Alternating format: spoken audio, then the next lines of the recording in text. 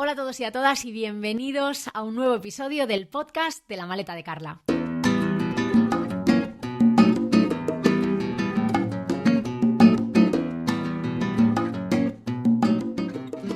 Hoy nos vamos de viaje a uno de mis países favoritos del mundo mundial. Es la primera vez que hablamos de este destino en el podcast, pero si os soy sincera, dudo que sea la última. Hoy vamos a hablar de Japón y lo vamos a hacer con una persona que lleva 15 años viviendo en el país, que se dice rápido.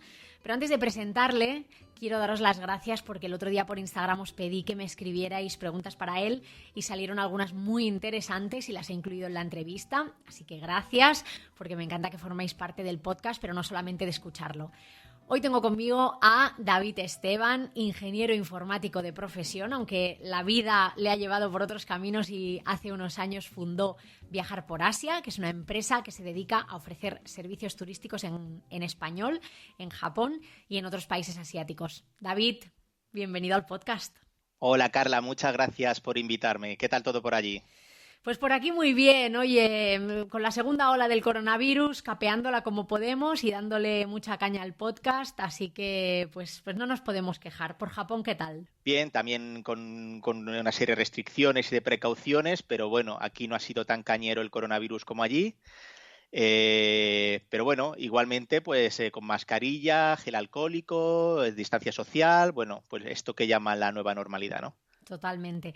Oye, vamos a empezar un poco por el principio, porque tú llevas 15 años ya en Japón, pero ¿cómo llegas tú a Japón? ¿Cómo pasa esto?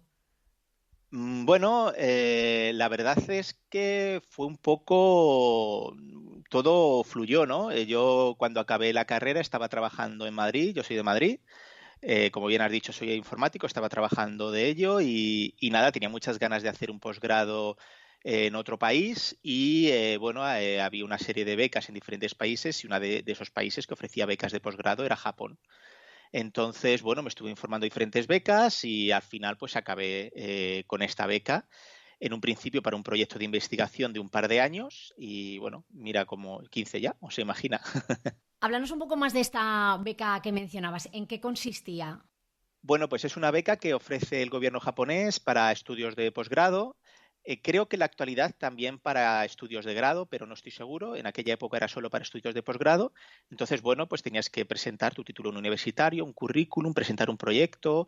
Si habías ofrecido ese proyecto a alguna universidad japonesa para que te asignaran algún tutor o lo que fuera, pues también, bueno, pues toda la documentación que pudieras, ¿no? Cuanta más documentación, pues más posibilidades tenías de conseguir la beca, pues si podías conseguir una carta de recomendación de algún profesor de tu universidad. Bueno, tras ello hay un proceso de selección y bueno, finalmente obtuve la beca y en un principio pues tú venías aquí a hacer investigación del campo del proyecto que habías elegido y luego tenía la posibilidad de enrolarte en un programa de máster o de doctorado si todas las partes implicadas estaban de acuerdo, tanto el gobierno japonés, que es el que te pagaba mes a mes, ¿no? Como la universidad en la que estabas, como tú, por supuesto, ¿no?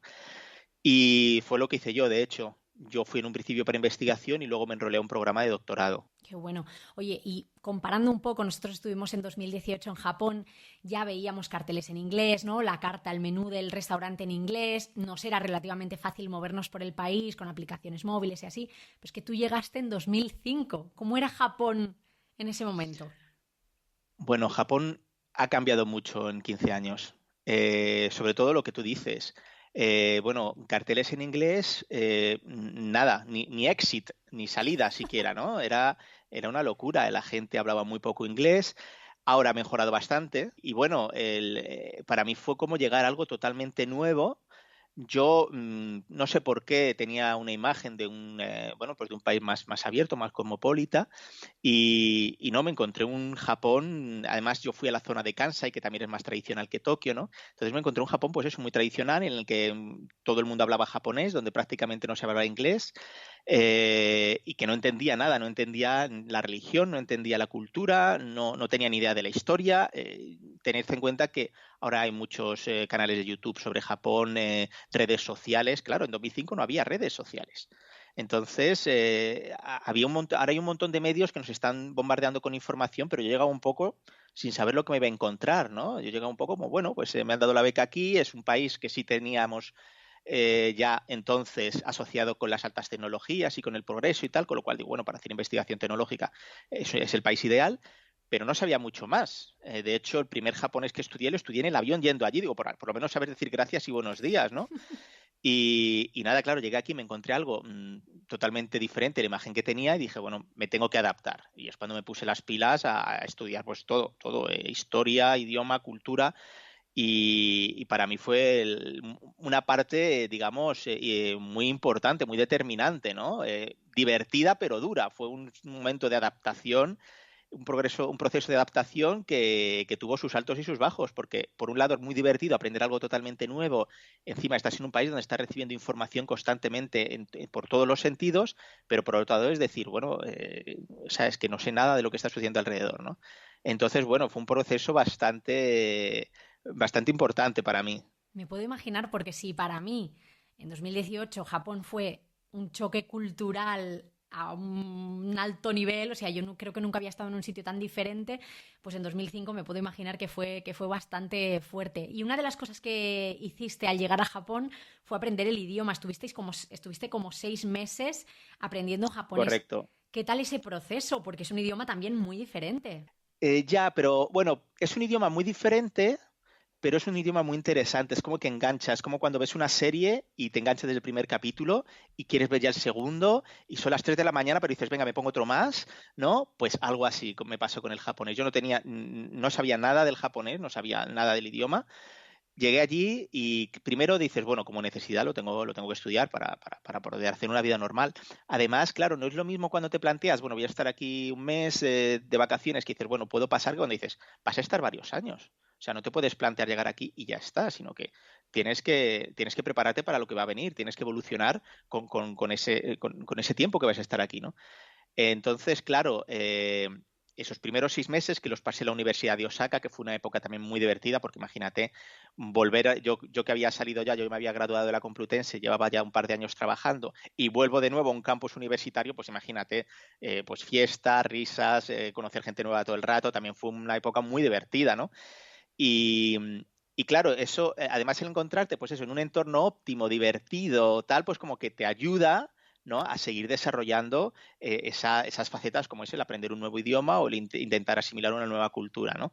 Gracias a que llegué en un entorno universitario, en vez de llegar directamente al laboratorio de investigación o a la vida laboral, esto me sirve un poco también de colchón cultural, ¿no? De alguna manera, porque llegas, estás con estudiantes, gente joven que tiene inquietudes, que te preguntan por tu país, que quiere aprender idiomas, con lo cual esto también me ayudó en mi proceso de adaptación, que no fue algo tan duro como llegar y ponerte a trabajar con 30 japoneses, ¿no? ¿Recuerdas alguna anécdota de esos primeros meses? Algo que te pasara, ¿no? No sé, que digas, esto fue, vamos, típico de acabar de llegar a Japón, a un país tan diferente. Bueno, tengo un montón de anécdotas. Mira, recuerdo una de que nada más llegar allí, pues conozco una chica, la chica me dice, ay, ¿por qué no quedamos más? Tal, y yo aquí ilusionado diciendo, mira, nada más llegar he ligado, ¿no? Y nada, quedamos un día, quedamos otro día. Yo, claro, como no sabía cómo iban a ir las cosas, cómo funcionaban las cosas allí, pues yo prudente, ¿no? Y un día me dice, joder, tío, se lo he contado a mi novio y está súper contento, en plan, joder, que tienes un amigo extranjero, a ver si me lo presentas. Y yo era en plan, ¿cómo va esto? ¿No? De alguna manera, pues quería conocer cómo era pasar el tiempo con un extranjero. Yo me estaba creyendo que eran como citas y para ella era como una actividad, ¿no? En plan exótica. Y eso, bueno, fue súper gracioso, ¿no? La verdad es que, pues, digamos, malentendidos culturales tuve unos poquitos, ¿no? Entonces, bueno, la verdad es que por ejemplo, otra anécdota también fue la del sake, ¿no? Nosotros vemos el sake en vasitos de chupito y nos creemos que esto es para tomarte el chupito de tirón. Y no, se sirve así, pero el sake es para saborearlo, ¿no? Entonces, nada, en uno de estos me sirven sake porque en Japón es costumbre servir al otro, no echarte tú mismo, ¿no? Ujú. Me sirven sake, yo lo veo transparente en un vasito pequeño, pues ala, todo para adentro, ¿vale? Y a los demás les veo que se sirven, que brindan, que beben de poquito, no sé qué, y dije, vale, me parece que he quedado como el alcohólico del grupo, ¿no?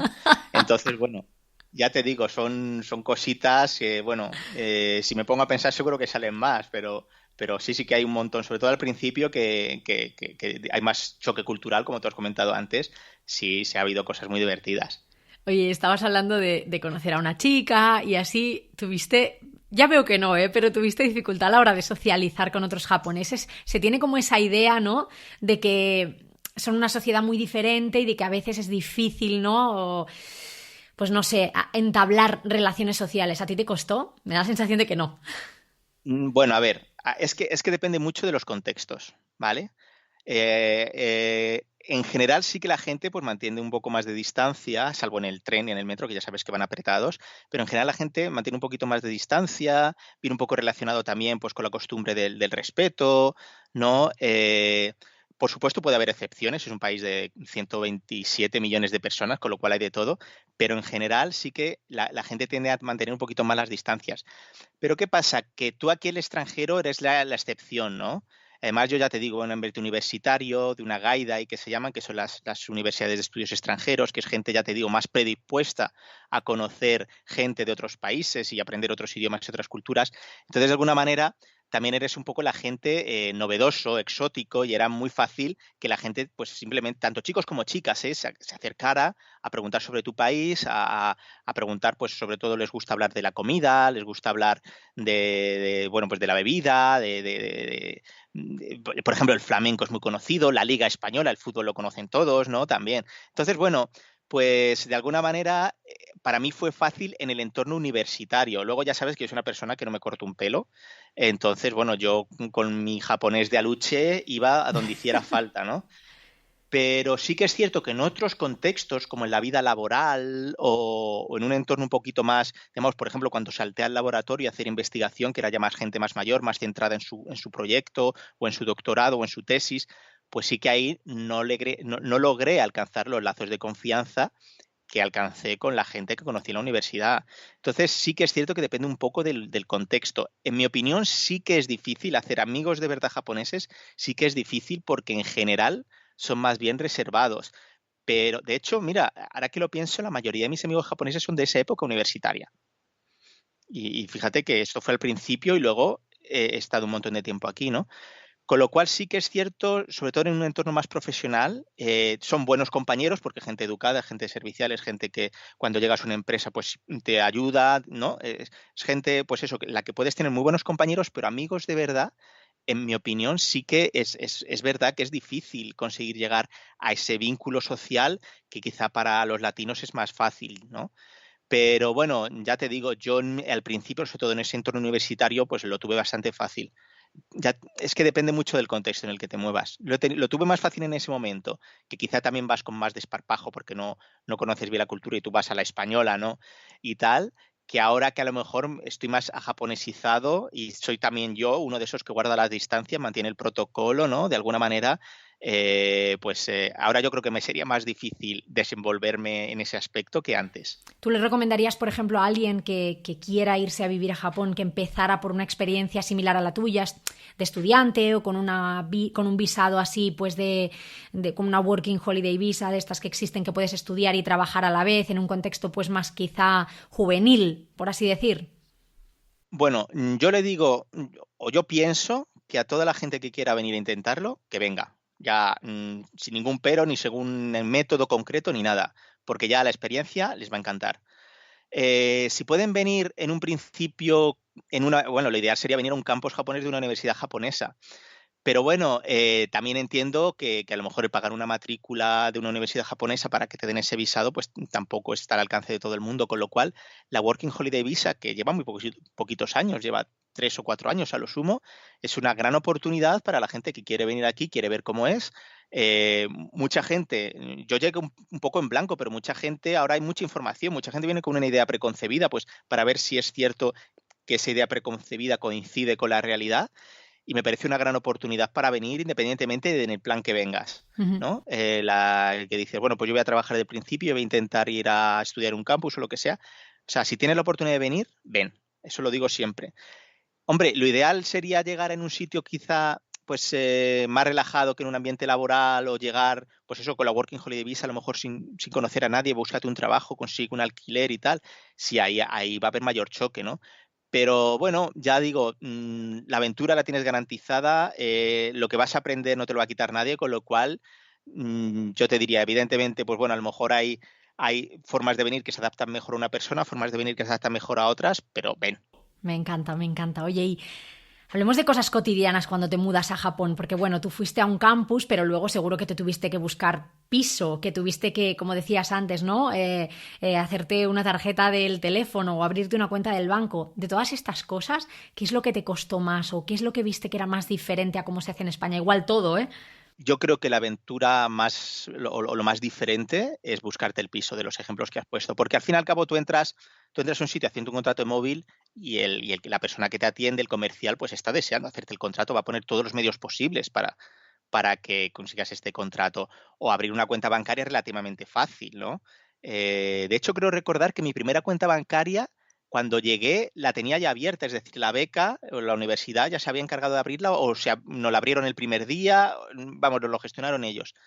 Pero bueno, abrir una cuenta bancaria, cuando he abierto yo mis propias cuentas, pues es muy fácil, ¿vale? Tienes que ir con si eres con el pasaporte no puedes, tienes que ir con tu permiso de residencia, pero bueno, vas ahí con tu tarjeta de extranjero, lo haces y ya está, ¿no? Pero lo de las casas es complicado, porque muchas veces no todas las casas están accesibles para extranjeros. Muchas veces, si no tienes el aval de un japonés o vas a vivir con un japonés, no puedes acceder a todo tipo de vivienda. Y de primeras, además, te enseñan muchas casas que son morralla. Yo pienso que dicen, bueno, si vendemos alguna de estas que tenemos aquí, que desde los tiempos de Carracu que no las vendemos, pues mejor. Entonces las primeras casas que ves son desesperantes. O sea, feas, viejas, o con vecinos insoportables, o no sé, yo he visto cosas muy raras, ¿no? Entonces, quizá esto es lo más difícil, lo que más esfuerzo requiere, y además tú mientras tienes que estar pagando otro sitio en el que estás durmiendo. Claro. Tienes que estar pagando una residencia, o tienes que estar pagando un hotel, o tienes que estar pagando un apartamento, con lo cual tú te empiezas a poner nervioso porque tú estás, entre comillas, perdiendo dinero mientras te están enseñando casas que tienes claro, que les has dejado claro que no es el prototipo de casas que buscan, pero ellos te las enseñan igual, ¿no? ¿Y cómo es el proceso? Aquí en España más o menos lo tenemos claro, ¿no? Hay una serie de páginas web a través de las cuales encuentras ofertas o tienes agencias, hay un contrato, una fianza. ¿Cómo es allí? Bueno, pues el proceso es parecido al de España. Tanto lo ves en una web o yo en aquella época fui una agencia, dices un poco lo que quieres, qué zona, qué superficie, qué precios, qué distribución. Bueno, pues intentas detallar al máximo posible el tipo de alojamiento que estás buscando, ¿no? Y ellos, bueno, pues se ponen en contacto con los dueños y se hace primero la visita, ¿vale? Entonces te llevan allí y vas a ver el piso. Y lo que te digo ya es que solo ahí ya pierdes un montón de días, porque te están llevando a pisos que te dicen, vamos a ver este, que es uno de los que tú has elegido, pero de paso te va a llevar a ver este también, que este le tenemos nosotros y está cerca. Y no tiene que ver nada con lo que has solicitado, ¿sabes? Es decir, bueno, lo enseñamos aquí y a lo mejor porque es barato, porque está cerca, cuela. Y son pisos que está claro que llevan sin alquilarlos a saber cuánto y se quieren deshacer de él, ¿no? Pues te lo meten también ahí en el mogollón de la visita, con lo cual pierdes mucho tiempo. Luego, una vez tú ya has visto el piso, eh, tienes que tener normalmente un aval de un japonés, ¿vale? Más que nada por si, a ver si me la va a liar, este se vuelve a su país y yo no sé nada, con lo cual te suelen pedir un aval de una persona japonesa, ¿vale? Esto es necesario para muchos procedimientos en Japón, el que una persona local, no extranjera, te avale, ¿vale? ¿Y cómo No lo te avale haces? Si económicamente. acabas de llegar, ¿cómo lo haces? Bueno, a ver, yo cuando llegué fui a una residencia universitaria, ¿vale? Con lo cual yo no tuve ese problema, pero otras veces, pues bueno, tiene que ser la empresa, puede ser una Ujú. persona física o una persona jurídica, puede ser la empresa que te contrata, la que te ayude en el aval, puede ser un amigo que tengas, puedes pedir ser un compañero. Bueno, aquí un poco cada uno se busca las habichuelas, se lo busca un amigo, o si vas y tienes pareja o algún conocido en Japón, pues esa persona. O sea, esto es un poco también te digo que hace mucho que no alquilo pisos nuevos, ha podido cambiar la normativa, pero hace unos años era así, Ujú. ¿vale? Y luego hay que pagar un pastizal, porque tienes que pagar, no sé si era un mes por adelantado, más luego una fianza, más luego un dinero que es como una especie de obsequio que tú sabes que no vas a traer de vuelta. O sea, no es una fianza que luego te devuelven, sino es un dinero como de obsequio con el contrato inicial, como si fuera un pago a fondo perdido que haces ahí y ya está, ¿no? Madre Y mía. luego, sí, y Gracias por luego alquilarme el piso, ¿no? Muchas gracias por alquilarme el piso. Aquí tienes tu obsequio. sí, sí, o sea, a ver, es algo cultural, pero es un dinero que hay que pagar, bueno, que eso no lo vas a recibir de vuelta. Y luego muchas veces la comisión de la agencia la pagas tú también en ese primer pago. Entonces, el primer pago es como a lo mejor el equivalente a 3 meses de alquiler, con lo cual a veces es un tema realmente complicado. Hay agencias especializadas en extranjeros que precisamente para esta gente que llega de nuevas y no tiene tanto dinero ahorrado ni puede contar con un aval japonés, hay agencias especializadas en este tipo de perfiles que te lo alquilan sin todo este papeleo ni este gran desembolso inicial. Pero la mensualidad es más cara y si te vas a quedar pues, para más de 3 meses o más de 6 meses, no te sale rentable, porque estás pagando a lo mejor un 20%, un 25% más de lo que costaría un alquiler de las mismas características, pero lo único que te libras es de todo este papel inicial. Con lo cual, bueno, dependiendo, esto cada uno que lo vea bien, o que lo estudie, porque dependiendo del perfil de visita que sea, o a lo mejor si estás para de un mes a 3 meses, pues hoy en día con Airbnb o un servicio similar de alquiler de apartamentos, pues vas bien. Si vas a estar para más, a lo mejor, pues estos de este tipo de alquileres que te digo yo, que no requiere de todas estas condiciones previas, pues a lo mejor con estancia de 6 meses, pues te viene bien esto. Pero a lo mejor para más de 6 meses ya lo ideal es un contrato de los convencionales. ¿Te costó mucho adaptarte a dormir en un tatami, por ejemplo? No, no. Bueno, yo para empezar puedo dormir en un avispero, ¿eh? O sea, yo puedo dormir en cualquier lado. Vamos, o sea, nunca tendré problemas para adaptarme a ninguna cosa que sea comer o dormir. O sea, Ya no como te lo que sea Por de la comida cualquier ya no país. pensaba preguntarte, a ver, porque la comida japonesa creo que tampoco es muy difícil adaptarse con lo rica que está. Pero Vamos, ponme, bueno, cuando he estado en algunos países de África, que era arroz con cosas lo que comías, que no sabía muy bien lo que comías y tampoco he tenido ningún problema. O sea que ya te digo, como yo no tengo problema de dormir en ningún lado, pues me adapté al futón perfectamente. Es más, yo sigo durmiendo en futón. Mis primeros años en la residencia estudiante, sí que los primeros 6 meses los dormí en cama, ujú, pero desde entonces he dormido siempre en futón. Lo considero mucho, además de que es mucho más barato que comprar una cama, lo considero mucho más útil. Te lo levantas, recoges. lo dejas ventilando, te duchas, te tal, no sé qué, y antes de salir de casa lo recoges. Cuando vuelves a casa por la tarde, tienes un espacio diáfano, una habitación, en plan chill out para tirarte ahí, a jugar al ordenador o a verte una peli o a simplemente tirarte ahí a relajarte. O sea, el espacio que ganas y la utilidad que tiene me parece, y luego que son súper cómodos. Evidentemente los hay más caros y mejores, y los hay más baratos y a lo mejor más finos, que estás durmiendo prácticamente en el suelo. Pero con un futón de gama media o media alta, no tienes ninguna diferencia en cuanto a comodidad a dormir a una cama, en mi opinión, ¿eh? ¿Hay alguna cosa que te haya costado más adaptarte de estas así cotidianas y que la hayas incorporado, ¿no? De la cultura española a tu vida en Japón? Hostia, qué pregunta. ¿O te has japonizado tanto que no te has traído nada de España, ¿no? Yo, a ver, yo sigo siendo, mira, por ejemplo, a mí en España, pues, bueno, en España hablamos alto relativamente. Mm. Y a mí me gusta la música alta también. Lo que pasa es que siempre voy con cascos, ¿no? Pero sí que es algo que a lo mejor, eso sí que me lo he traído de España, pero es que en Japón también hay mucha gente que va con los cascos puestos, con la música a tope, con lo cual no sabría decirte. Me he japonizado totalmente. Déjame pensar, no quiero responder esta pregunta. Bueno, es que las cosas que hay realmente que te puedo enumerar son cosas que también hacen los japoneses. Por ejemplo, Vale. el desayuno. El desayuno tradicional japonés pues lleva proteínas en forma de carne o pescado, preferiblemente pescado, sopa de miso, arroz, encurtidos. Yo, bueno, pues si lo tengo que desayunar, lo desayuno, pero yo soy más de un colacao, un café con un bollo. Pero claro, esto también, tú vas a un Starbucks y muchos japoneses desayunando precisamente un café con un donut o con un bollo. Con lo cual tampoco es algo que me haya traído yo de España. Mm. Entonces es una pregunta difícil, Bueno, yo entiendo que te has japonizado bastante. O sea, hay mucha gente, mucho. esto sí que me lo preguntaba mucha gente, que es que si después de tanto tiempo estás ya japonizado, estás adaptado al 100% o uno nunca acaba de adaptarse al 100% a un país como Japón. No sé si al 100%, pero sí a muy alto porcentaje. O sea, el protocolo lo llevo como los japoneses, muchas cosas de mi forma de pensar son como los japoneses. Voy a España y pienso, qué ruidosa es esta gente, cuánto ruido hay a mi alrededor, ¿no? Y yo soy español, no tengo nada que reprochar, no puedo decir nada en contra de los españoles, porque cuando llegué el más ruidoso era yo, sin duda alguna, ¿no? Entonces son cosas, ya te digo, cuando voy a España es cuando vivo un proceso de adaptación, con lo cual en gran porcentaje sí que me he vuelto japonés en muchas cosas, ¿no? Me gusta, antes ya era cuadriculado de por sí. porque como buen ingeniero informático ya por sí era cuadriculado, pero ahora más. Entonces, son muchas cosas que, claro, es una sociedad también que por su forma de ser, pues absorbe bastante, no solo a la gente de fuera, sino a los propios japoneses, ¿no? Entonces, claro, cuando ya llevas tiempo aquí, como ya te digo, 15 años, con que he vivido luego pequeñas épocas en otros lugares, mi residencia principal ha sido Japón.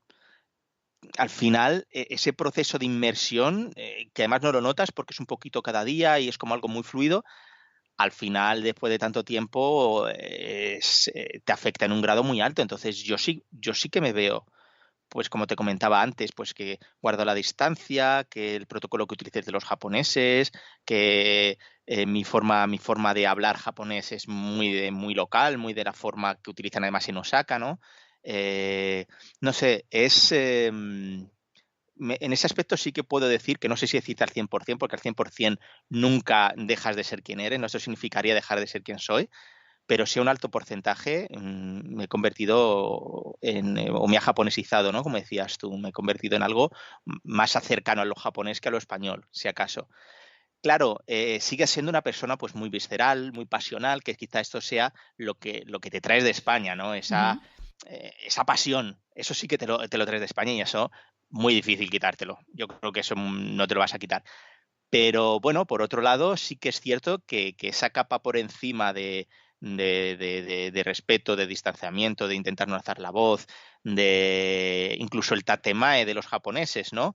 Que es muchas veces el protocolo que pones enfrente tuya para defender, digamos, o para proteger o para no revelar lo que de verdad estás sintiendo, lo que de verdad estás pasando, ¿no?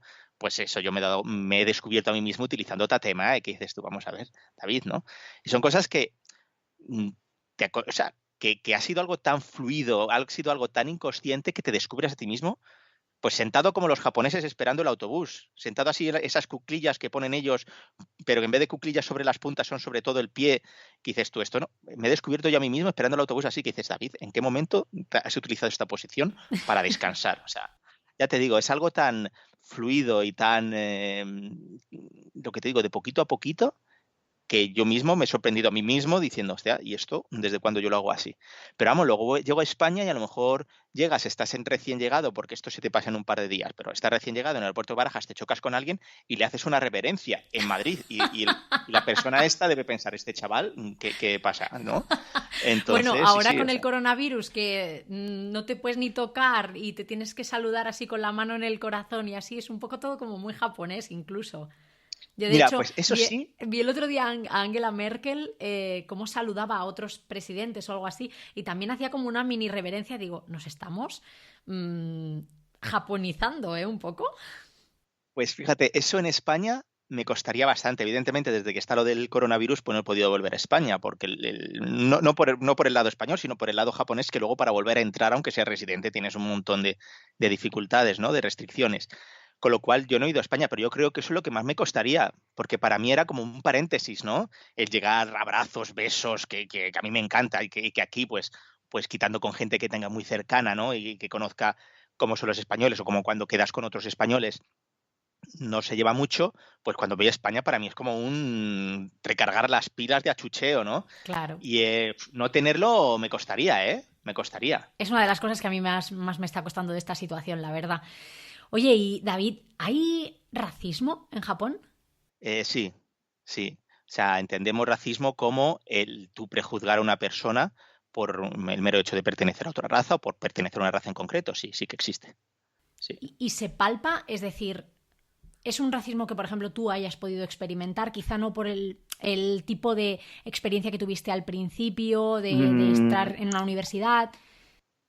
a ver, a nivel personal, si puedes notar, no un racismo personal, a mí Ujú. jamás nadie me ha insultado o me ha agredido por motivos raciales, pero sí es algo como más social, más sutil. O sea, Ujú. más que algo, digamos, individual de una persona en concreto, ya te digo, que te agreda o te increpe, es algo más social, ¿no? Ya el mero hecho de, ya no solo con los que somos de raza diferente, ¿no? Sino incluso con otros asiáticos, ¿vale? Ya el hecho de no ser japonés, pues conlleva una serie de prejuicios, ¿vale? Y en mi caso, ¿qué he notado de forma directa? Pues a lo mejor sentarme en un transporte público y que nadie se sienta a mi lado, a pesar de haber un asiento vacío, por ejemplo, en que en algunos sitios no quieren que entres extranjeros, a lo mejor en una taberna o en un restaurante o en un bar, tienen puesto ahí un cartel de que no puedes entrar o te ponen cualquier excusa. No, es que esto es solo para miembros, ¿no? Eso Eh, es que a mí me ha pasado eso, estando en Japón de claro, viaje. Y claro. claro, te quedas un poco como diciendo, primero que no lo entiendes porque no sabías de la existencia a lo mejor de este, pues de este racismo al final, no deja de ser racismo. Mm. Y te quedas un poco flasheado de decir, pero de verdad que no puedo entrar a esta taberna porque soy turista o porque soy extranjera o porque no soy japonesa. Y sí, sí, ¿qué pasa? Sí. Además hay como diferentes grados. Hay un primer grado que es, te ven extranjero, ya piensas que eres turista y que Mm, no se van a aclarar contigo con el idioma o que se la puedes liar o que cualquier cosa y ya tal. Y muchas veces estos sitios les hablo en japonés, me dicen, ¿hablas japonés? Sí, sí, y llevo aquí tanto tiempo. Entonces pasa, ya. ¿vale? Pero hay sitios que ni siquiera eso, ¿eh? Que ya directamente, te ponen cualquier excusa. Te digo, no, es que es solo para miembros. Sí, miembros y estos que están pasando, que el carnet te están enseñando, ¿no? Pero bueno, esos sitios directamente, pues, oye, pues si no quieres que entre, encima no me voy a dejar el dinero en tu sitio, ¿no? Pues te vas a otro y ya está. Pero sí que ha habido, o sea, sí que ha habido casos. También te digo que bastante reducidos, pero sí que ha habido casos de ese estilo. Con lo cual, sí, sí, claro, claro que hay. Creo que muy pocos lugares están exentos de racismo hoy en día, desgraciadamente. Hmm. Oye, ¿y hay algo que estando, o sea, ahora viajas muchísimo por Japón y te mueves con tu empresa y así, ¿hay cosas que te sigan sorprendiendo de Japón? A ver, no te sorprenden como antes, pero sí que hay cosas todavía que me sorprenden o que te llamen la atención. Bueno, la seguridad y el que tú puedas, o sea, el que vayas a algunos pueblos y que tengan los puestos de verduras y de fruta y bueno, de lo que sea, y que no haya nadie en el puesto, sino que haya una tabla de precios y una hucha, esto, aunque lo sigo viendo, se ve cada vez menos, pero lo sigo viendo de vez en cuando, sobre todo en sitios rurales, esto me sigue sorprendiendo. Esto El que tú sepas En que España sería impensable. sí, sí, sí. No, además es algo que, bueno, creo que, por ejemplo, no sé si en el norte de Europa también hay algunos sitios en los que se da, pero son cosas que se ven en muy pocos países, ¿no? ¿Y qué es lo que más te gusta de Japón? Bueno, pues muchas cosas. Me encanta el orden, me encanta la limpieza, me encanta el respeto, me encantan cómo mantienen sus tradiciones, cómo se aferran a sus tradiciones, eso me gusta mucho también. La seguridad, el sabes que si se te olvida algo en un tren o se te pierde la cartera, tienes muchísimas probabilidades de volver a recuperarla. Bueno, creo que todo esto lo convierte en un país pues muy fácil de vivir en ese aspecto, ¿no? Luego, por supuesto, también me encanta pues que es un mercado laboral estable, por ejemplo. Eso también te da bastante seguridad.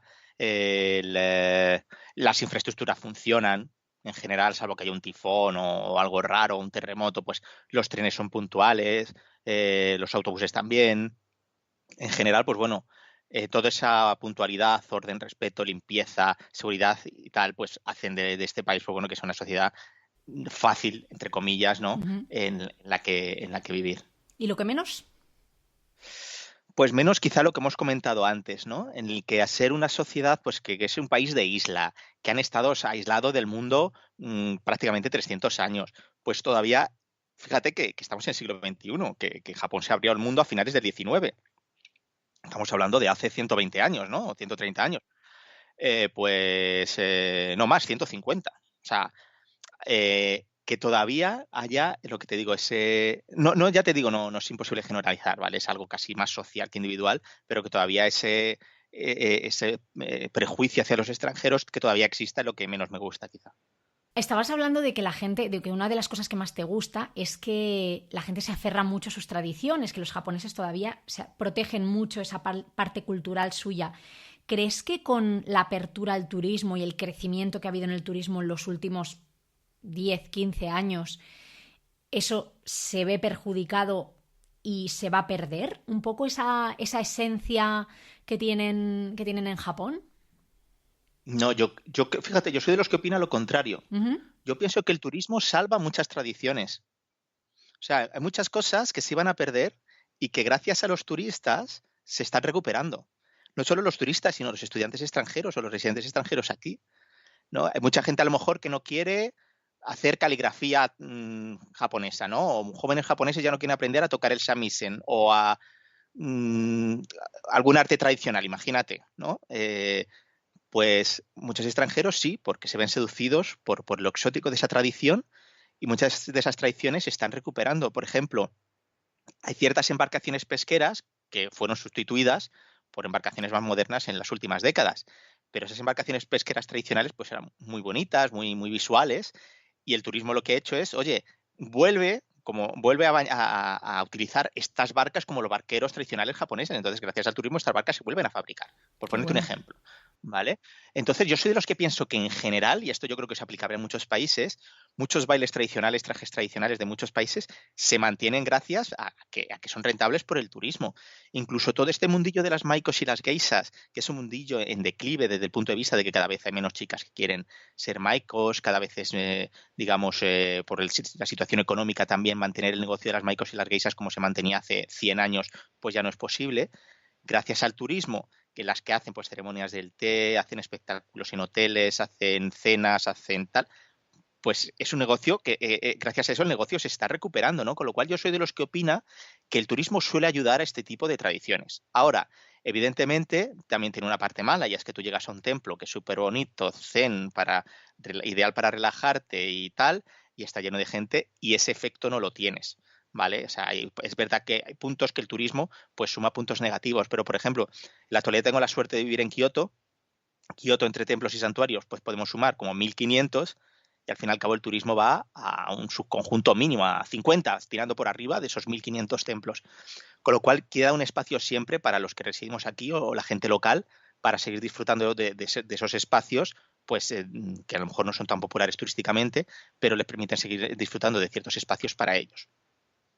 Entonces, a nivel tradicional, a nivel tradiciones, yo creo que yo soy de los que piensa, ya no solo en Japón, sino que el turismo ayuda mucho a mantenerlas en muchos casos. Hmm. Y hablando de turismo, me gustaría que pasáramos ahora a hablar del Japón más turístico y me gustaría empezar, evidentemente, por tu empresa y cómo surge la idea de crear esa empresa de viajes por Asia, viajar por Asia. Bueno, pues viajar por Asia primero surge de una necesidad que yo vi, y es que, bueno, en Japón, ya te comenté que yo viví en primera persona ese choque cultural. Y yo, para poder entender lo que sucedía a mi alrededor, para contextualizar lo que veía, para poder exprimir al máximo mi entorno, tuve que estudiar. Tuve que estudiar idioma, tuve que estudiar historia, tuve que estudiar bastante para entender lo que sucedía a mi alrededor.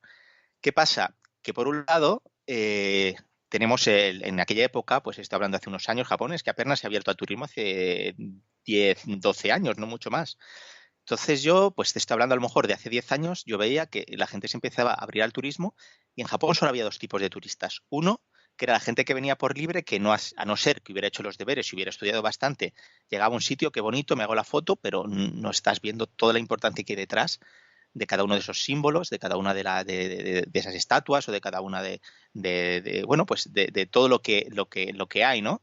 Te estás quedando con la foto y no estás viviendo la historia, ¿no? No te has dado cuenta de la importancia que tiene lo que estás viendo, ¿no? Yo esto lo veía de alguna manera.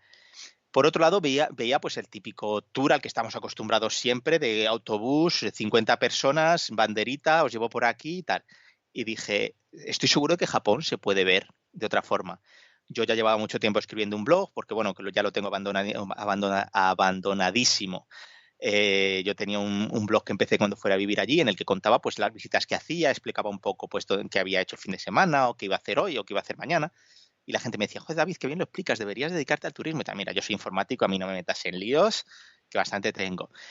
A raíz de empezar el turismo, ver esta necesidad de que solo había dos extremos, dije, bueno, pues seguro que tiene que haber un punto medio en el que no tengas que ir en el típico tour, pero sí puedas, bueno, si no has estudiado o no has tenido tiempo de prepararlo el viaje, alguien que sí que lo conoce te lo explique, pues como te lo explicaría a ti, ¿no? O como se lo explicaría a un amigo, como se lo explicaría a mi familia, ¿no? De manera cercana, pero que te permita dar ese paso, que te digo yo, de exprimir el viaje al 100%, de disfrutar lo que ves y de realmente ver más allá, pues, del aspecto, digamos, visual, sino que también en el aspecto histórico, ¿no? Yo siempre digo que un guía no solo tiene que trasladarte en el espacio, tiene que trasladarte en el tiempo, ¿vale? Y eso es muy importante. Entonces, yo con todo lo que había estudiado y con lo que me fascinaba lo que había estudiado, porque es algo que había descubierto recién, ya te digo, yo antes de llegar a Japón no sabía nada de este país, pues dije, esto tengo, o sea, esto es necesario, ¿no? Y es cuando me planteé hacer la empresa. Al principio, pues empecé haciendo guías sueltas, ¿no? Como guía. Bueno, ni me veía con la capacidad ni preparado para empezar con el tema también de llegar a acuerdos con hoteles, tal, no sé qué. Entonces digo, bueno, entonces empecé a trabajar. Primero tuve que estudiar para la licencia de guía, que fui el primer español en sacársela, eso me gusta decirlo. Qué Fue el primer bueno. español en tener la guía oficial, sí, la licencia oficial de guía. Y después ya empecé a hacer pues cosas bueno, pequeños trabajillos para agencias, ¿no? Incluso gente que me contactaba a través del blog y tal. Y luego vi que, bueno, que según iba creciendo, iba aprendiendo más del cómo funcionaba el negocio y que, bueno, vi que podía existir la posibilidad de crecer desde el punto de vista ya no solo dedicarme a hacer guías sueltas, sino a preparar cosas más importantes, ¿no? Otro tipo de experiencias, otro tipo de viajes. Y bueno, ya es cuando hablé con un compañero si se quería ser mi socio, porque no me atrevía a dar ese paso yo solo, ¿no? Nos lanzamos un poco a la aventura y bueno, llevamos 8 años ya con viajar por Asia, ¿no? Ahora ya sabes que este año para el turismo es un poco raro, pero han sido 8 años de muchas aventuras, de pasárnoslo muy bien y de alguna manera cubrir ese hueco que creíamos que existía, de enseñar Japón de una forma amena, divertida, cercana, y que realmente la gente disfrutara de lo que estaba viendo, y tuviera una experiencia completa, ¿no? Bueno, este año es malo, el año que viene nos recuperaremos un poquito y seguro que para 2022 ya podemos volver a viajar a Japón. ¿O qué? ¿Tú cómo lo ves? Ahora entiendo que es difícil hacer previsiones, pero el año que viene, 2022, ¿ya podremos volver a viajar a Japón? Yo soy una persona bastante optimista. También te digo que Japón tiene una presión que es la presión de las Olimpiadas. Cierto. Japón ya ha dicho que las Olimpiadas se celebran en 2021 sí o sí. Hmm. Con lo cual aquí ya se plantean diferentes escenarios. Uno de los escenarios que empieza a ganar peso, pero que no hay nada definitivo, porque ahora mismo a Japón solo pueden entrar residentes, gente por negocios y visados de estudiante de más de 3 meses. El que ellos se tengan que abrir sí o sí para las Olimpiadas, porque la van a celebrar, ya han dicho, y el Comité Olímpico Internacional lo ha corroborado, que se van a celebrar en 2021 sí o sí, pues esto ya nos abre el escenario de que se tiene que abrir el país, ya sea cuando empiecen las Olimpiadas, en verano de 2021, o un pelín antes a modo piloto, en primavera de 2021. ¿Vale? Otro escenario que he oído comentarios, ¿no? Ya te digo, no hay nada oficial, estos son todo pues, rumores entre los que nos dedicamos al turismo aquí, ¿no? Hmm. Que es posible que no se abran al turismo todavía y solo dejen pasar durante la época de las Olimpiadas a aquellos que tengan entradas para los eventos olímpicos. No lo sé, ya te digo, me sonaría un poco raro este caso. Entonces yo el escenario que planteo, o que me planteo, aunque ya te digo, no hay nada oficial, esto es algo que me planteo yo, ¿vale?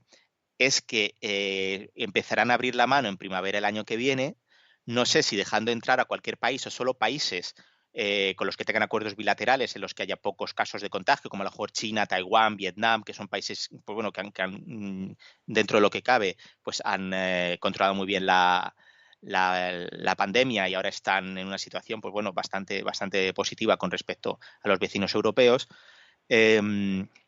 Pues no sé si se abrirán primero a estos países un poco más seguros y irán paulatinamente abriéndose hasta que llegue el verano. Creo que económicamente lo que más se plantean, porque claro, aquí también toda la industria del turismo, hosteleros, tal, pues también están presionando para que las condiciones de entrada al país se relajen, Claro. ¿vale? Con lo cual yo creo que, ya te digo, sin tener nada oficial en las manos, creo que se empezarán a relajar estas condiciones de entrada en primavera del 2021. Pero no sé si esto incluirá a todo el mundo o solo primero países seleccionados con los que haya algún tipo de acuerdo de viaje seguro, ¿no? Bueno, vamos a cruzar los dedos porque el tema de la pandemia se relaje y podamos viajar a Japón prontito. A ver, David, tú diseñas viajes a medida por muchos países de Asia, pero especialmente por Japón. Entonces, imagínate que tengo 20 días para viajar a Japón, que es una cantidad como la cantidad media, ¿no? Que muchos españoles tienen para viajar a Japón. ¿Qué me recomendarías? ¿Qué ruta me recomendarías? Bueno, para empezar, comentar que 20 días es la cantidad media de los españoles afortunados, ¿eh? También es La verdad, gente también, También es verdad. La gente viene a Japón entre 12 y 14 días, quizá debe estar la media por ahí, ¿vale? A ver, estando 20 días, suponiendo que es tu primer viaje, ¿no? Suponemos que es el Sí, primer viaje a suponemos que Japón. es mi primer viaje a Japón. Vale, pues aquí tendríamos primero 2 semanas en las que tendríamos que ver lo que es imprescindible y luego una tercera semana para la que tendríamos diferentes opciones. Pues en esas primeras 2 semanas, esos primeros 14-15 días de sitios, digamos, más imprescindibles, por supuesto tiene que estar Tokio, ¿vale? Tokio, a la que le puedes destinar pues 2, 3, 4 días, ¿vale? Y también aprovechar teniendo Tokio como cuartel general pues para visitar otros lugares, pues como Nikko, Kamakura, si hace buena climatología también sería una buena escapada a cualquiera de los 5 lagos del Fuji para ver el monte Fuji, ¿no? Digamos, vamos a llamarlo Tokio alrededores. Ujú. Luego, otra zona, otro punto caliente sería la zona de Kansai, donde está Osaka, Kioto, Nara, Kobe, Himeji, ¿no? Toda esta zona pues también es muy importante. Puedes tener de base Osaka o Kioto, esto ya como prefiera cada uno, y desde ahí pues hacer estas vistas, ya te digo, a Kobe, a Himeji, a Nara, a Kioto, incluso pues bueno, escaparnos a Hiroshima y Miyajima, ¿vale? Que en el tren bala pues es un par de horas de trayecto. Y bueno, teniendo estos dos puntos importantes, Tokio alrededores y Kioto alrededores, en la que vas de un punto a otro, independientemente sí, bueno, da igual que empieces por Tokio y acabes en la zona de Kansai o empieces por Kansai y acabes en la zona de Tokio, pues yo siempre recomiendo pasar por los Alpes japoneses, ¿vale? Entonces, bueno, pues desde Tokio puedes ir o vía Kanazawa o vía Takayama y ver esa zona, ¿no? Takayama, Shirakawa-go, Kanazawa también es un lugar que está muy bien comunicado y es bastante curioso de visitar, ¿vale? Y con esto que te digo, estos dos puntos importantes y la zona de los Alpes japoneses y Kanazawa, ya tendríamos cumplido los 15 días. ¿Vale? Ahora tenemos una semana más. Y aquí yo ya suelo decir que eso ya depende mucho de cada uno. ¿Vale? Entonces, una posibilidad es, ya que imagínate que hemos ido de Tokio, hemos pasado por los Alpes japoneses, hemos seguido por el área de Kansai, hemos seguido hacia Hiroshima y Miyajima, pues ya seguir esa vía, por ejemplo, y seguir hasta Kyushu, puedes ver Fukuoka, darte un descanso en los baños termales de Beppu, Kumamoto, bueno, pues ahí tenemos diferentes opciones. En Kyushu te puedes perder una semana perfectamente. Hace poco yo, por ejemplo, hice una escapada de 5 días por el norte de Shikoku. Shikoku es de las islas grandes, de las 4 islas grandes, pues la más pequeñita y es una de las más desconocidas y tiene mucho que ofrecer. Entonces, otra opción sería esa semana restante pasarla descubriendo Kyushu. Imagínate que no, que ha sido al revés, que has empezado desde la zona de Kansai alrededores, has subido vía Alpes japoneses hacia Tokio. Pues siempre te queda visitar, por ejemplo, seguir hacia el norte y visitar Tohoku, la zona del noreste japonés, ¿no? Incluso en cualquier momento, tanto estando en la zona de Kansai o en la zona de Tokio, te puedes coger un avión y estás hasta Hokkaido, la isla del norte, que en invierno hace un frío que pela, en plan 30 grados bajo cero, pero en el resto del año son temperaturas suaves, está muy bien y también es un Japón muy desconocido, más natural que monumental, pero que tiene mucho que ofrecer. También puedes aprovechar para hacer rutas de trekking en el centro del país, en la semana que te queda, si te gusta la naturaleza y andar, pues tienes la posibilidad pues, de hacer o rutas como la Nakasendo o hacerte el camino de Kumano en Wakayama. Eh, Otra gente que quiere descubrir un Japón un poco más diferente, con una cultura también ligeramente diferente porque tiene influencias distintas, pues te puedes escapar al archipiélago de Okinawa. ¿Vale? Después de haber visto en 15 días esto que llamamos lo principal, los 5 o 6 días restantes, te vas a Okinawa, te haces un island hopping, vas yendo de unas islas a otras y es una arquitectura totalmente diferente, una forma de vivir diferente, vas a ver playas maravillosas, que son las mejores playas de Japón, la de Okinawa, dentro de que no es un país de sol y playa, pues también lo tienes, y una gastronomía diferente, o sea, es una experiencia dentro, sin moverte todavía del país, es una experiencia también muy diferente, con lo cual, ya te digo, para mí lo obligatorio es estas primeras 2 semanas, obligatorio entre comillas porque creo que tiene lo más característico de la historia japonesa y que nos va a ayudar a entender la cultura y la sociedad nipona, pero luego esa última semana tienes opciones para todos los gustos, como si te quieres hacer una ruta del sake y ponerte fino a beber y comer. Es que, ya te digo, hay muchas posibilidades, ¿no? Ay, yo lo que sé es que lo estoy pasando mal escuchándote hablar de Japón porque tenemos muchas ganas de volver y este podcast a mí me hace mal, Sí. porque de verdad, A ver, uf, a ver si os dejan venir a pronto y nos ver, vemos por aquí. ay, ojalá, ojalá. Oye, ¿y algún lugar o alguna experiencia fuera de lo turístico que tú recomiendes especialmente? De todos estos sitios que nos has estado hablando, que todos suenan muy bien, ¿alguno que a ti te guste especialmente y que lo recomiendes? Que se salga de esa ruta más turística, de esos primeros 15 días.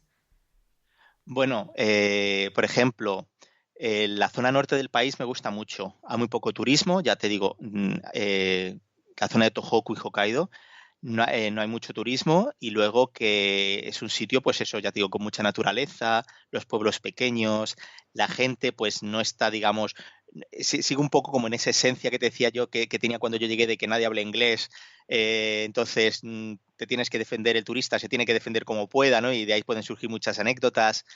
Y que luego que, por ejemplo, la de Hokkaido es la gran desconocida, ¿no? Es una de las grandes desconocidas y es muy especial. Tienes baños termales. El único sitio donde yo me he bañado en termales, baños termales al aire libre, me refiero que no tienes que pagar por bañar, sino que llegas, es el agua termal ahí, natural, en mitad de un bosque, te metes ahí y a lo mejor hay unos viejunos ahí que se suelen meter, estos sitios, las chicas jóvenes les dan más vergüenza, pero los chicos y la gente mayor le da un poco igual. Entonces llegan y está metido ahí el pueblecito, hombres y mujeres ahí en su terma, porque está en mitad del bosque, es totalmente pública y natural, y te metes tú ahí también. Pues sí, sí, esa es la isla de Hokkaido. Ya te digo, no en invierno, porque en invierno o tienes, o se te da, o te gusta el frío, o lo vas a pasar mal, porque es muy bonito a nivel visual, pero es un invierno duro. La isla de Hokkaido, por ejemplo, tiene un montón de cosas, ¿no? Es que, bueno, te podría decir muchas cosas. Ahora he estado en Shikoku, en la zona norte, que quizás sea la más conocida, y lo he disfrutado un montón. Y llevo aquí 15 años, ¿eh? Pero he disfrutado como un enano, ¿no? Entonces, bueno, yo creo que en cuanto eh, visitas un lugar, digamos que es que hay muchas opciones. Las islas, ya no te digo las islas de Okinawa, tienen la isla de Sado, por ejemplo. Cuando visitas opciones que ya no son tan comunes, y das ese salto a ese Japón más tradicional, ese Japón no tan, digamos, cosmopolita, no tan, digamos, más esencial, ¿vale? Es una experiencia muy gratificante. Qué bueno. ¿Cuál es tu época del año favorita en Japón? Para mí, personalmente, el otoño. A mí el otoño me encanta. O sea, justo ahora, sobre todo el mes de noviembre, es mi época ideal. El verano es muy húmedo aquí y yo no llevo muy bien el calor húmedo. El invierno también me gusta bastante, ¿eh? Me gusta bastante porque es muy tranquilo. Ahí cuando nieva, el paisaje japonés nevado es espectacular. Pero bueno, si no queremos tener, digamos, el frío japonés, que el invierno japonés, depende de la región en la que viva, suele ser también bastante fuerte, y disfrutar de un paisaje increíble es el otoño. La primavera es muy bonita también, pero quizá la primavera nunca, o sea, desde niño a mí me ha gustado más el otoño que la primavera siempre, ¿no? Entonces, claro, el otoño japonés que es tan colorido, con ese arce, el momiji que se pone rojo al rojo vivo, como con esos colores, paisajes de combinaciones entre templos dorados, rojos de los arces, dorados de otro tipo de árboles, ¿no? Ese juego de colores en los paisajes me parece espectacular. Me parece espectacular. Además, no llueve mucho, no hace excesivo calor, no hace excesivo frío, te abrigas un poquito, vas bien, está guay. Qué guay. Em, Tú, a través de Viajar por Asia, organizas viajes grupales a los que la gente puede apuntarse. Y yo me acuerdo de tener una conversación contigo cuando estábamos en Japón en la que decías que tú intentabas que tus grupos siempre respetaran mucho las normas sociales cuando viajan a Japón contigo, ¿no? Cuando hacen esos recorridos contigo. ¿Qué normas o qué conductas deberíamos tener en cuenta cuando viajamos a Japón? En realidad, bueno, sobre todo es temas que pueden influir, ¿no? O pueden, digamos, no sé cómo decirlo, que puedan... Molestar, quizá. pues, no, no, porque no es necesariamente molestar, es como interrumpir, es como ser algo intrusivo, ¿no? Vamos a decirlo, ya no que moleste per se, que sea algo Ujú. molesto, sino que sea algo intrusivo, ¿no? Que pueda influir a los demás, como por ejemplo el tema de las escaleras mecánicas. ¿vale? En Japón la gente se pone a un lado de las escaleras mecánicas, normalmente a la izquierda, menos los de Osaka, que como van a su aire se ponen a la derecha. Pero bueno, es verdad, los de Osaka van a su propio ritmo, ¿no? Pues, y yo a los osaqueños los adoro, que es donde más he vivido, pero son así. Por ejemplo, si todo el mundo está colocado a la izquierda de las escaleras mecánicas, los que quieren ir solos, digamos, sin andar, y luego dejan espacio de la derecha libre para que la gente que va con prisa pueda subir las escaleras mecánicas andando o corriendo, pues eso es muy importante, porque es un dato que a lo mejor no tienes por qué saber cuando llegas de visitante, y si te pones en medio y haces un tapo en las escaleras mecánicas, que esto se ve mucho en los grupos de turistas, pues esto estás de alguna manera perjudicando, sin malicia, sin nada, estás perjudicando a esas personas a lo mejor que lleva un poco de prisa y necesita subir esas escaleras andando, ¿no? Pues esto es una cosa que suelo advertir bastante. Otra cosa, las zonas para esperar los trenes están marcadas, perfectamente especificadas. Vamos a hacer cola donde están esas zonas especificadas, ¿vale? ¿Qué pasa? Que si tú llegas de nueva, ya te digo, la mayoría de las cosas son sin malicia. Tú llegas de nuevas, llegas de Madrid, por ejemplo, yo soy de Madrid, que en Madrid te colocas en el andén a lo largo del andén, pues como más o menos quieres, pues allí llegas y te colocas igual. ¿Quién te iba a decidir pensar que ese círculo rojo que hay 3 metros más para allá es que va a parar el tren ahí? ¿Qué pasa? Que tú te sientas en un sitio donde no va a quedarse la puerta del tren, porque la puerta del tren se queda exactamente en el punto marcado. Y luego, claro, intentas meterte de mala manera y ahí sí que igual puedes interrumpir a alguien que ha estado, o molestar a alguien que ha estado haciendo su cola en el punto correcto, ¿vale? Y son ese tipo de cosas que al fin y al cabo son cosas de la convivencia que luego te fijas y las ves, pero a lo mejor si no te las dicen a priori no te das cuenta. Son esas cosas las que intento remarcar. Luego hay otra cosa, por ejemplo, el sonarse la nariz. Por ejemplo, en Japón no está bien visto el llegar y sonarte la nariz en un sitio público mientras anda. Normalmente, pues, o vas al baño o te echas a un ladito, ¿no? Entonces, pues estas cosas que son, digamos, más culturales, también las suelo avisar, pero no las doy tanta importancia como estas que sí realmente pues puedes interrumpir el paso a alguien o puedes molestar a alguien, ¿no? Pero vamos, yo creo que si llevas te fijas un poquito, yo lo que suelo decir a la gente, fijaros un poquito antes cómo lo hace la gente, ¿no? Cómo lo hacen los demás.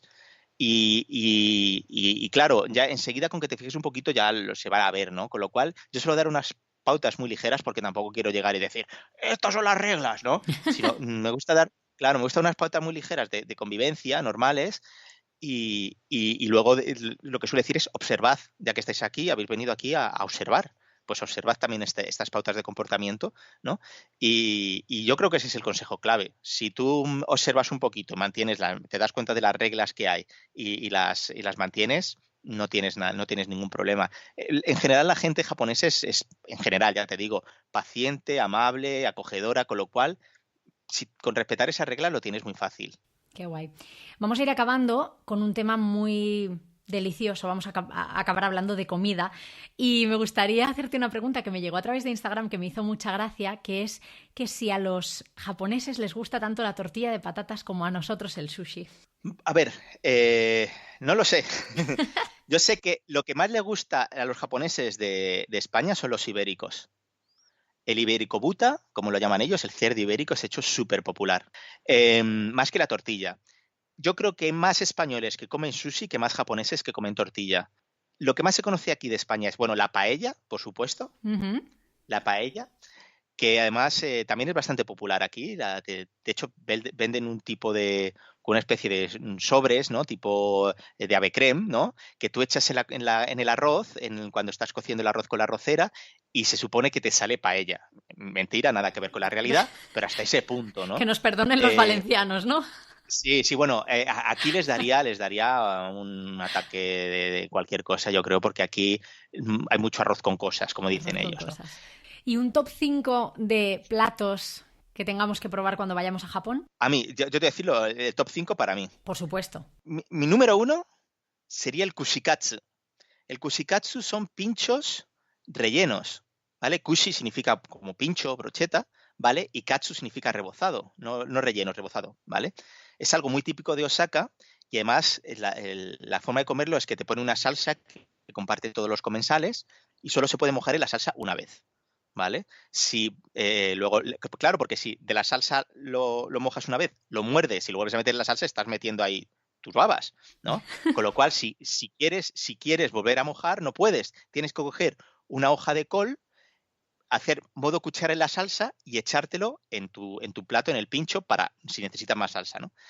Y esto es una comida que está muy bien porque puedes pedir de todo. O sea, los pinchos, aunque los más tradicionales normalmente eran de carne, normalmente de ternera, lo puedes pedir lo que quieras, de huevos de codorniz, de verduras, de pescado, de calamar, de gambas, de lo que quieras.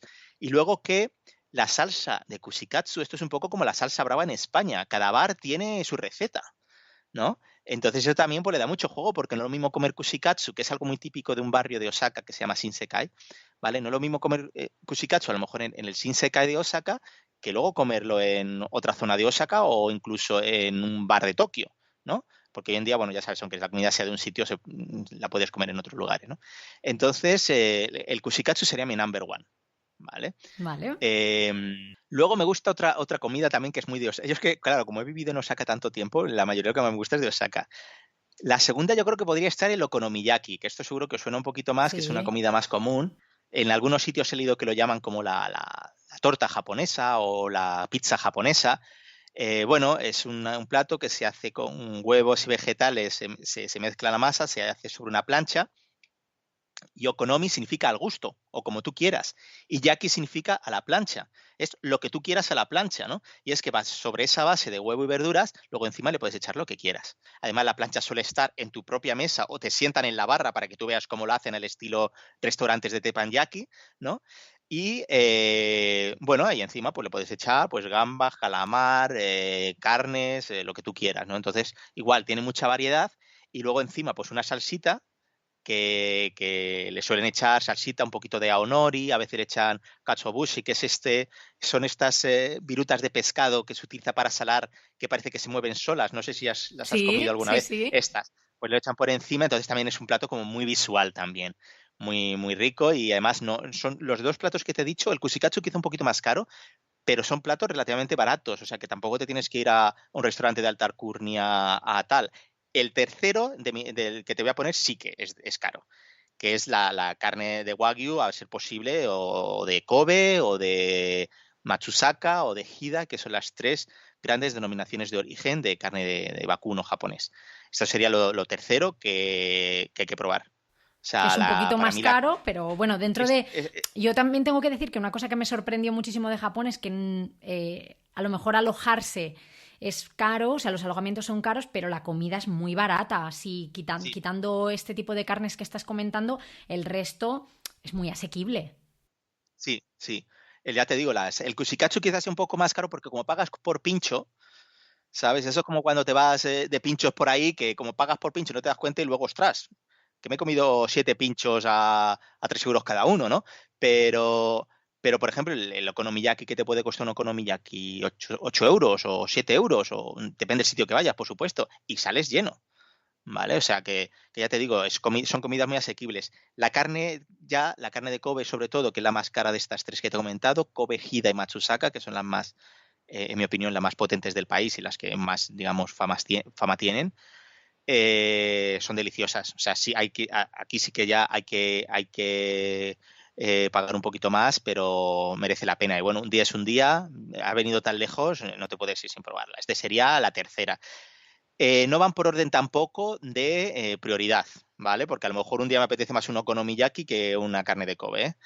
La cuarta, un buen ramen. Bueno, el No ramen ya es podía muy conocido faltar. en España, es muy conocido en España, pero es que el ramen en Japón es una comida súper rica, barata también y súper contundente. Yo no sé cuántas calorías tiene eso, pero vamos, con una bañera de ramen, como digo yo, porque te ponen además unos cuencos generosos, sales cenado, ¿no? Entonces, bueno, ya te digo, son comidas bastante potentes. Y luego, ya la quinta para cerrar sería los donburi. Los donburi son un tipo de comida que se basa en una base de arroz cocido, ¿vale? Sobre la que se pone cualquier cosa, ¿vale? El donburi, mientras lleva el arroz cocido por debajo y luego encima, digamos, la parte principal del plato, ¿vale? O el principal, se considera donburi, ¿no? Entonces, por ejemplo, hay un donburi que se llama katsudon. Ahora los donburi tienen el sufijo don. Por ejemplo, katsudon significa pues que llevan filete de cerdo rebozado, ¿vale? Un katsu, ¿vale? Y debajo el don, porque es un donburi, debajo el arroz. Además, no es seco el filete rebozado sobre el arroz, sino que no lo acompaña de cebollita, huevo, muy rico, ¿vale? Luego también está el oyakodon. oyakodon es muy gracioso porque oya significa padres, ko significa niño, ¿vale? O hijos, y donburi. ¿Y por qué se llama padres hijos sobre arroz? Porque es pollo con huevo, ¿vale? El padre, ¿vale? La gallina, ¿no? Y el huevo, ¿no? El padre y el hijo en el donburi. En algunos sitios, en los sitios de pescadores, a lo que llaman el oyakodon es al sashimi de pescado, por ejemplo, de salmón, con las huevas de salmón.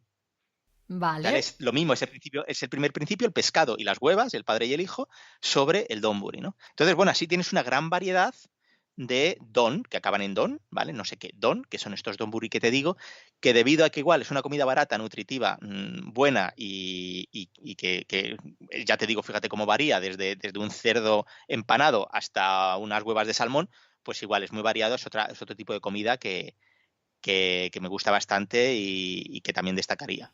Me has dicho 5 y te has dejado el sushi fuera. Hombre, porque el sushi, ¿sabes qué digo? Yo suelo decir a mis viajeros, cuando vienen, ¿vale? Me dicen, sushi y tal. Digo, mira, conmigo no vais a comer sushi. Os voy a recomendar sitios para que si queréis ir, comáis sushi, pero el sushi ya lo habéis descubierto. Yo quiero que aprovechéis que estéis conmigo para comidas que no habéis probado, las podáis probar. Por Que os aproveche la supuesto. situación de que estés conmigo y las conozco. Entonces, sushi ya lo conocéis. Os voy a decir sitios guays para comer sushi, para que en vuestro tiempo libre o por la noche o cuando os apetezca, lo comáis, que el sushi además ya lo conocéis y lo podéis pedir vosotros. Pero conmigo vais a ver comidas que no son sushi. Por eso me he dejado fuera el sushi. No es que no me guste, pero para mí es una comida como muy ocasional. ¿Vale? Mucha gente tiene imagen de Japón y de hecho me dice preocupada, David, es que yo el pescado y crudo menos, entonces ¿qué pasa? Que no voy a comer nada en Japón, me voy a tirar 15 días arroz, digo. O sea, Esa era yo, ¿eh? sushi, Esa era yo antes pues de ir a Japón. claro, el sushi es súper, súper ocasional. O sea, vamos, sushi a lo mejor puedes comer un par de veces al mes y para de contar. O sea, es una comida bastante ocasional. No, no, está muy bien que lo hayas dejado fuera, me encanta. Oye, y ya, David, para acabar, pregunta obligatoria. ¿Te has planteado en algún momento volver a vivir a España? Me lo he planteado. Me lo planteé hace unos años. Pero ahora, bueno, y ahora mismo menos. O sea, la situación que hay en España comparada con la que hay aquí, sobre todo a nivel de incertidumbre a todos los niveles, es que es incomparable. Ya te digo, una de las cosas que me gustaba de Japón es esa estabilidad laboral, esa seguridad, ¿no? Lo convierte en un país, ya te digo, recalco lo de las comillas porque esto depende de los factores o de los criterios que tome cada uno, pero me parece un país, una vez que ya has pasado la parte más difícil, que es la adaptación, el idioma, el conocer las reglas del protocolo social y tal, para mí es un país fácil de vivir. Entonces, ¿qué pasa? Ahora mismo España no me ofrece un horizonte ni profesional, entonces, ahora mismo no volvería, ¿vale? Hace unos años me lo planteé, pero las razones prácticamente fueron un poco las mismas. Tengo la empresa aquí, veo mi futuro profesional aquí. Quizá me retire en España. Si la pregunta fuera, oye, ¿te jubilarías en España? Aquí podría ser que sí, ¿eh? Ya una jubilación con mi tranquilidad, pum, me iría a un pueblito o a un sitio cerca del mar a vivir tranquilo.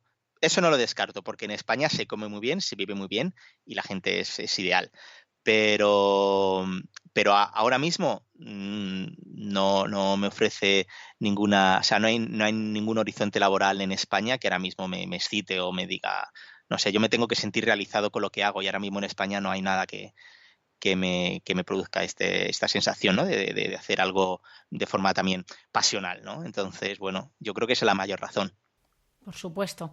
Oye, pues ya estamos. Mil gracias, David, de verdad, por venirte al podcast a contarnos cómo es vivir, cómo es viajar, cómo es trabajar en Japón, cómo es emprender. Y ojalá podamos ir pronto a visitarte y a que nos lleves de restaurantes, porque eso tiene que ser una locura. Yo, por mi parte, agradecerte mucho el haberme invitado al podcast. Ha sido una conversación súper amena. Además, bueno, me has hecho preguntas muy molonas. Gracias a ti por las preguntas y, bueno, y a la gente que las ha hecho a través de tu Instagram.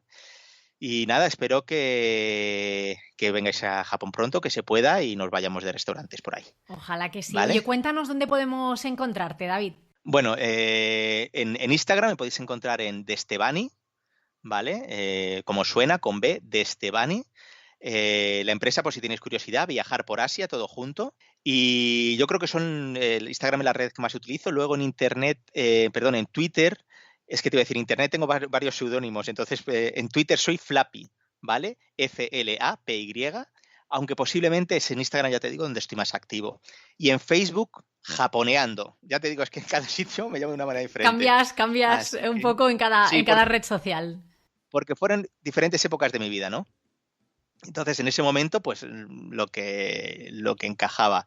Que ya sé que cualquier consultor de redes sociales, cualquier community manager me tiraría de las orejas, pero bueno, así salió y así lo tengo, ¿no? Entonces, bueno, esas son mis redes. Si tenéis cualquier pregunta o cualquier cuestión sobre Japón o os interesa algún tema en concreto de los que he hablado, pues sois todos bienvenidos. Pues muchísimas gracias de nuevo. Yo colgaré todas tus redes sociales y todos estos diferentes seudónimos los voy a colgar en el blog, que siempre escribo un post que acompaña al podcast. Y a los que estáis al otro lado, muchísimas gracias por escuchar este episodio. Espero que os haya gustado, que os haya trasladado un poquito al país nipón, que tengáis muchísimas ganas de viajar.